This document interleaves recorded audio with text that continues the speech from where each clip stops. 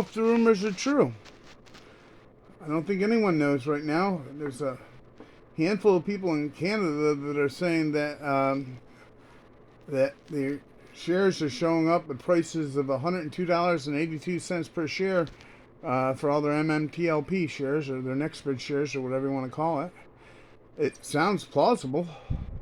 But the bottom line is we're not going to know until Tuesday around here because MLK Day is on Monday.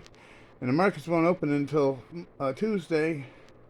And we won't see in our broker accounts until then if we got $102.82 a share.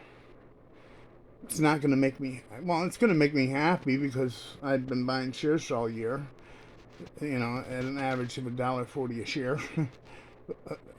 But it's not going to make me happy. I mean, if FINRA and all the agencies that were involved in the fraud think that we're going to just go away over a $102.82 buyout on a stock that could have easily been anywhere from $500,000 even up to $10,000 if a short squeeze were to happen.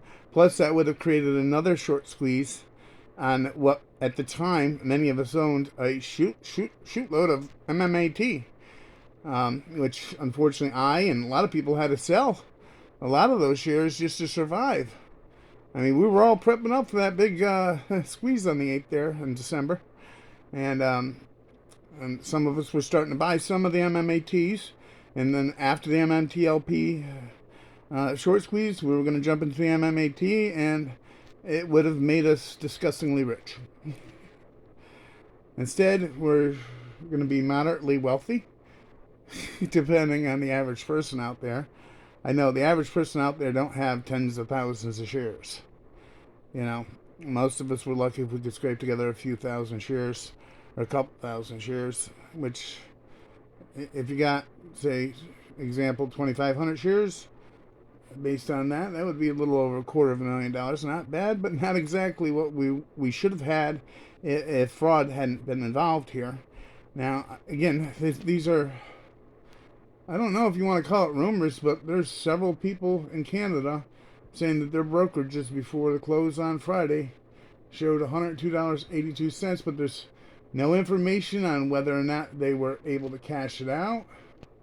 Is this just a, you know, a value that's being assessed to the shares? And until they assume we're going to sit around and wait for a few months until NEXTBRIDGE is sold, and then that's what we'll take, because that won't be satisfactory at all to most of us. You know, and even if the shares show up with that cash where we can cash it right in come Tuesday, it's still not over. The fraud that's going on with the retail market has got to stop, and a lot of us aren't going to stop making videos and bringing this to light until that happens.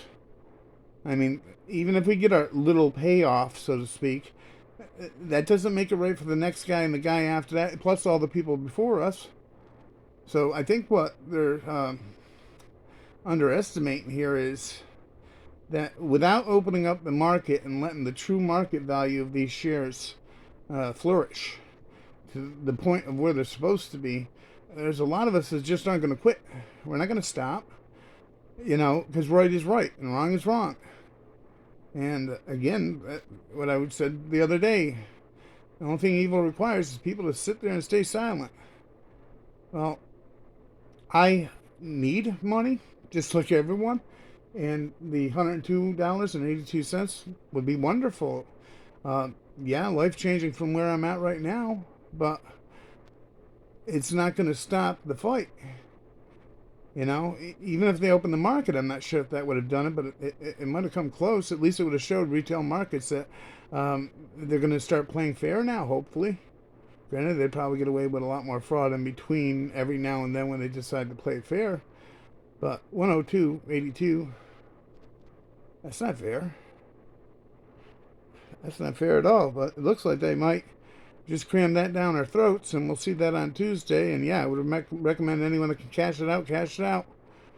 You know, but that make sure you print screen everything that you have. Keep track of all your records.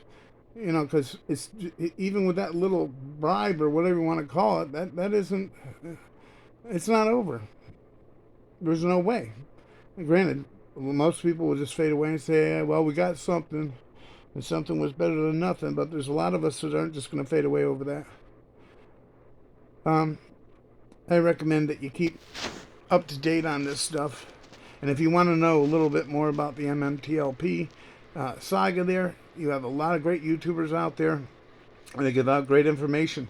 The information that I'm getting here is from Terry Yonkers. I was just watching his video, and I looked into it, and it does look like there's some people claiming that they already have a value. I have a fly in my room, and it's like cold as hell outside, even though I'm in Florida. I thought flies died during the winter, or during the cold. I don't know. But here's a few people you should be watching. And if you don't know the entire MMTLP FINRA fraud saga, you should be going back into some of their older videos and watching them too, as well as some of mine. You have Trading Secrets with Allie, Terry Yonkers, as I just said. You got the Bird Lady, Roller Pigeon, and Houston Wade, Smokey, the Right Brain Trader. Well, that sounded like one person. It's actually Smokey and the Right Brain Trader. I watched a few videos from William P. Farrell, although he talks about more than just MMTLP, and he kind of goes on and on like me, but a lot longer with a lot more information. Yeah, all these people have great videos out there that I recommend that you watch if you don't know what's going on, because if you do any type of retail investing, this information about the hashtag FINRA fraud movement is something that you should know too. And outside of that, thank you and have a great weekend.